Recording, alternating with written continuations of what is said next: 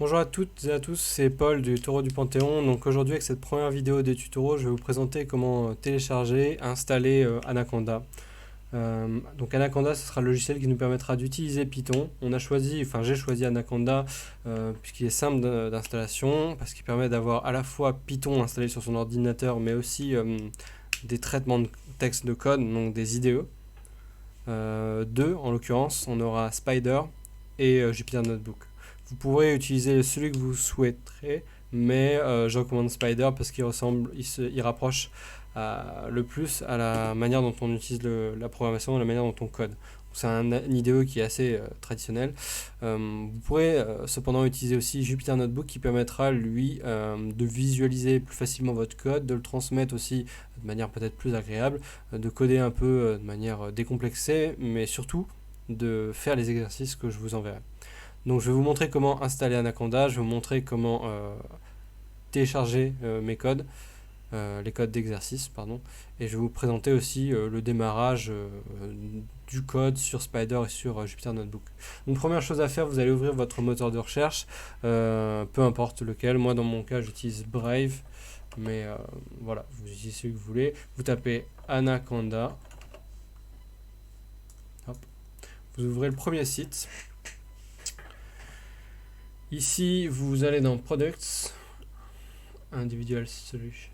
Oui, Individual Edition. Vous allez dans Download. Là, vous allez devoir choisir entre un Windows, macOS ou Linux, selon votre système d'exploitation. Moi, je suis sur Windows aujourd'hui, mais sur les prochains cours, je serai en Linux, parce que c'est le système d'exploitation que j'utilise au quotidien. Alors là, il faut vérifier si vous êtes sur Windows, si votre processeur est en 64 ou en 32. Pour vérifier cela, vous allez tout en bas à gauche de votre écran, donc là sur le menu démarrer, vous cliquez droit et là vous allez dans Système. Une fois arrivé dans Système, vous verrez en bas à type du système 64 bits. Voilà.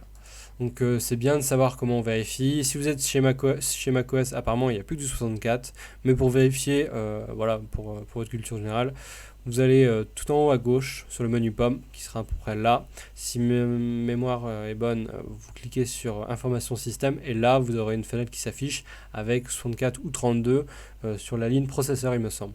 Donc voilà, ce qu'il faut faire, donc, c'est cliquer sur l'installateur graphique qui correspond à votre version.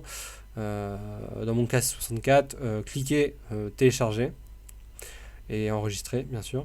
Moi je l'ai déjà fait, voilà, donc on va le lancer ensemble. Vous voyez le fichier là, l'exécutable qui correspond à l'installateur graphique. On dit graphique parce que une interface graphique est liée à l'installation. Traditionnellement, en informatique, on n'a pas besoin d'interface graphique. Généralement, on télécharge via la ligne de commande. La ligne de commande qui correspond à cela. Hop, voilà. Donc là, si vous étiez sur Linux, il suffirait de prendre le lien, l'insérer, d'appuyer sur Entrée et l'installation se ferait toute seule avec les options que vous choisirez selon vos envies. Aujourd'hui, on utilise les interfaces graphiques parce que c'est peut-être plus facile pour ceux qui ne savent pas et qui ne comprennent pas nécessairement l'informatique. Donc là, la stratégie qu'on va adopter, c'est de maintenir à chaque fois les options par défaut. Donc là, Next. Voilà, on maintient par défaut. Alors là, il présuppose que vous avez 2,7 Go de libre. J'espère que vous avez 2,7 Go de libre. Si ce n'est pas le cas, essayez de faire de l'espace, de libérer de l'espace. Sinon, installez-le sur un disque secondaire. Mais bon, je ne le recommande pas. Voilà, donc next. Moi, j'ai un petit problème de location de chemin, donc je vais régler ça tout de suite et je reviens à vous juste après. Voilà, donc ce qu'on va faire, c'est donc Next. On va lancer l'installation. Là, cliquez sur Enregistrer Anaconda comme interpréteur de Python par défaut. Hop, vous faites installer, vous lancez l'installation. Ça risque d'être un peu long, donc je vais couper, je pense, la vidéo et vous reprendre juste après. Voilà, l'installation est terminée, donc là vous cliquez sur Next. Voilà, Anaconda fait un peu de pub pour PyCharm. PyCharm, c'est un IDE très complet, vraiment super, mais un peu compliqué, donc je ne vous le recommande pas si vous êtes débutant. Mais bon, si vous voulez faire des gros projets sur Python, vous viendrez, je pense, à utiliser PyCharm. Alors, vous pouvez laisser cocher et donc faire le tutoriel. Moi, je l'ai déjà fait, donc je ne vais pas le refaire. Voilà, donc là, Anaconda est installé. Comment vérifier que vous avez Anaconda? Donc, très simplement, vous allez dans votre barre de recherche ou même dans vos applications, si vous êtes sur macOS, tapez Anaconda. Voilà, donc là, vous voyez, il y a plusieurs choses qui arrivent. Il y a le prompt qui correspond à la console, l'invite de commande que j'ai pu vous montrer tout à l'heure, mais sous Anaconda. Donc là, ce qu'on va faire, on va cliquer sur Anaconda Navigator qui correspond un peu à l'interface classique d'Anaconda avec les différents IDE et logiciels. Voilà, hop. Donc j'ai déjà moi une instance qui est ouverte. Voilà, donc ce que je vais faire, c'est l'ouvrir. Voilà, normalement, vous aurez ça. Donc là, vous avez les différents logiciels. Vous avez le Jupyter Lab qui est un Jupyter Notebook un peu plus complet et avec une interface Dark plutôt agréable à utiliser. Donc le notebook qu'on utilisera, Spider, donc l'IDE que je recommande parce que c'est l'IDE qui représente un peu le mieux la programmation de manière générale. Vous avez Qt Console. Qt Console, c'est le projet à l'origine de Jupyter Notebook. Donc l'idée, c'était de pouvoir coder en console, mais faire des codes indépendants les uns des autres, tout en maintenant le code précédent. C'est un peu compliqué à expliquer, mais il faut savoir qu'une invite de commande permet de faire un code, le lancer, il s'exécute. Voilà, vous ne pouvez pas faire des choses à la chaîne tout en maintenant une opacité entre les différents codes. Voilà, c'est l'avantage de Jupyter Notebook, on reviendra dessus. Donc là, je vais ouvrir Spider. Il va s'initialiser normalement. Voilà. Donc, il y a déjà le code que j'ai pu faire tout à l'heure. Donc voilà, là vous avez une interface, un IDE. Vous n'aurez peut-être pas le même que le mien, c'est pas grave. Vous pouvez le personnaliser en allant dans Tools, Préférences. Et là, vous pouvez changer l'apparence à votre gré. Moi, j'aime bien les fonds un peu foncés pour éviter de me brûler les yeux. Donc voilà, ce que vous avez là, donc c'est le code, le fichier. Vous aurez un fichier qui s'appellera temp.py, donc pour expliquer, pour permettre à Python de vous fournir un fichier temporaire. Mais la première chose à faire que je vous recommande, c'est d'enregistrer votre fichier dans un dossier lié à ce cours. Donc faites un dossier tutoriel Python, renommez le fichier comme vous voulez en maintenant l'extension .py. .py qui correspond à un fichier Python qui serait exécuté comme étant un fichier Python. Donc voilà, le premier code qu'on peut... Alors voilà, quand vous n'avez rien sur le fichier et que vous le lancez, pour le lancer vous cliquez sur le petit triangle ici, Run, vous pouvez aussi appuyer sur F5. Voilà. Comme vous le voyez, en le lançant, rien n'apparaît. C'est bon signe, ça veut dire que vous n'avez pas de message d'erreur, c'est que Python fonctionne. Donc pour tester le premier code, on va afficher un message dans la console ici. Ici c'est la console, ici c'est le fichier. Donc là vous allez coder.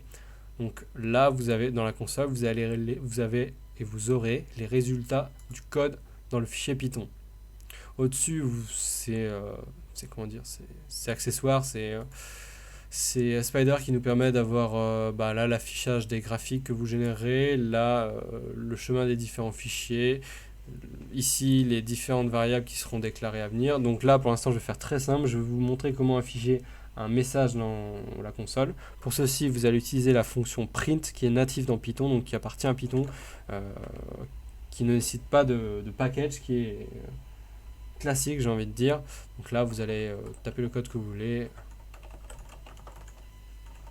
Hop.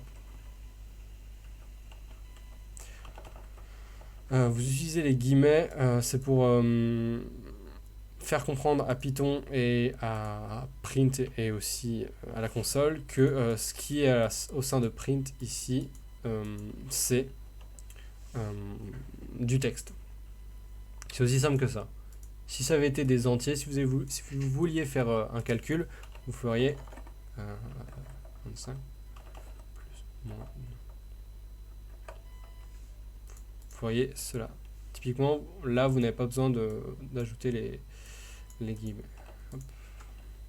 Vous sauvegardez. Il faut toujours avoir l'esprit sauvegarder avant de lancer un code. Même si vous ne sauvegardez pas, ça devrait marcher ici, mais Vraiment, il faut avoir ce réflexe de tout le temps sauvegarder pour vraiment maintenir les modifications. Donc là, ce que vous allez faire, vous allez lancer en appuyant sur Run. Et ici, vous aurez deux résultats. La première ligne, donc Hello les taureaux, qui correspond à celle-ci, et le résultat du calcul, donc de 23 moins 23 sur 2. Voilà, donc vous pouvez sauvegarder le fichier là où vous le souhaitez. Je vous ai montré comment on lançait un code de manière simple. Je vous invite à le faire juste pour essayer, pour vérifier que votre Python fonctionne et bien installé. Donc là, on va fermer Spider. On va se rendre directement sur Notebook. Hop, on clique sur Jupyter Notebook. Alors, il faut savoir qu'avec Notebook, l'IDE, il est hébergé web. Donc, c'est une page web qui va s'ouvrir dans le moteur de recherche que vous choisirez. Donc là, ce qu'on va faire, on va faire un New Python 3. Voilà, et là, vous avez l'interface de Jupyter Notebook. L'avantage de Jupyter, vous voyez, c'est les cellules. Donc, vous pouvez en ouvrir autant que vous voulez. Chaque code dans chaque cellule peut être et est généralement indépendant les uns des autres. Donc là où dans Spider vous devez précisément faire un code qui se suit, qui est propre nécessairement, là vous pourrez afficher comme vous voulez dans différentes cellules sans avoir d'impact dans les autres. Donc là pour lancer une cellule, vous cliquez sur la cellule, vous appuyez sur exécuter, ou vous pouvez faire CTRL plus entrée. Là c'est ce que je fais. Voilà. Vous voyez l'avantage de Jupyter Notebook, c'est donc de coder de manière un peu décomplexée. Alors, faut savoir que ça sauvegarde automatiquement, c'est assez intéressant. Pour sauvegarder, j'ai plus très bien en tête comment on fait, j'essaie de vous préciser ça dans les jeux à venir. Mais il faut savoir qu'une fois que, donc là on va l'appeler taureau au hasard, voilà. Une fois que vous avez terminé, vous quittez. Donc il y a une sauvegarde qui est automatique. Vous pouvez faire CTRL S pour sauvegarder, je crois, même pas. On peut... Ouais, je pense que vous quittez, voilà. Comment je peux sauvegarder? J'ai un doute là. Ah, là vous avez sauvegardé a priori, en cliquant sur Save and Checkpoint. Là vous pouvez quitter, sans problème. Et en ouvrant Jupyter une seconde fois, donc là vous retournez sur Anaconda. Oula, il est bizarre, il s'est mis là. Donc en ouvrant Jupyter Notebook une seconde fois, vous verrez ici taureau.ipynb. ipynb, c'est l'extension liée au Jupyter Notebook. Elle est différente des fichiers Python, c'est normal. Vous l'ouvrez et là vous avez bien votre code qui est sauvegardé, qui est maintenu. Maintenant, chose un peu plus intéressante. Pour télécharger les exercices que j'ai envoyés sur le groupe Facebook, vous prenez le lien qui est donc sur le groupe Facebook ou ici. Je l'ajouterai en bas de la description de la vidéo sans problème. Hop, je copie, j'ouvre mon moteur de recherche, je colle et là, hop, vous arrivez sur mon GitHub. Là, ce sera le fichier, le dossier commun des différents cours des tutos. Pour télécharger le fichier, vous faites code là, download zip, et là vous sauvegardez cette archive dans votre dossier en question. Là je l'avais déjà, je vais le re-sauvegarder, je sauvegarde, c'est fait.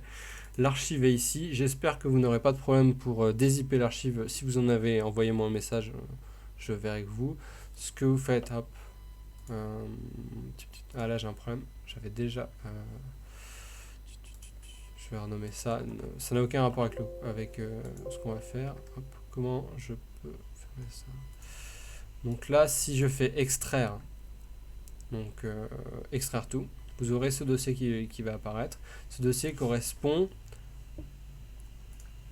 à ceci, à ce code qui se génère en web quand on clique dessus. Donc c'est les exercices que vous aurez à faire. Il faudra que vous vous entraîniez dessus. Ce n'est pas grave si vous n'arrivez pas à répondre à toutes les questions. Je verrai avec vous pour la correction.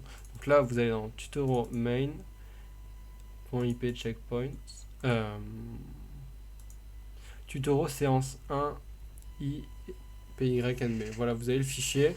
Et pour l'ouvrir, je ne vais pas vous dire de cliquer dessus. Ce que vous allez faire, vous allez retourner sur Anaconda. Vous allez cliquer sur Jupyter Notebook, donc Notebook ici. Et là, vous allez chercher le fichier dans votre chemin. Pour ce faire, moi je l'ai enregistré sur mon bureau, donc vous faites desktop, donc bureau, tutorial, tutorial-main, tutorial-main, et là vous voyez le fichier IPYNB. Vous cliquez dessus, et là il s'ouvre. Et là vous avez accès aux exercices, vous pouvez commencer à répondre aux questions dans les cellules en dessous, libres, vous voyez. Donc là, pour répondre, vous faites ce que vous voulez. Hop. Et là, voilà, vous avez à peu près les bases, les plus fragiles pour commencer à coder, mais l'idée pour moi et pour vous, c'est que vous arrivez à faire à peu près ce que j'ai fait. Si vous n'y arrivez pas, envoyez-moi un message. Si vous avez un problème, envoyez un message. Il n'y a pas de souci, passez par le groupe ou en message privé ou sous cette vidéo sans problème et je m'occuperai de vous répondre. Voilà, donc là vous avez les bases. Je vais sortir dans les jours qui viennent les cours en vidéo.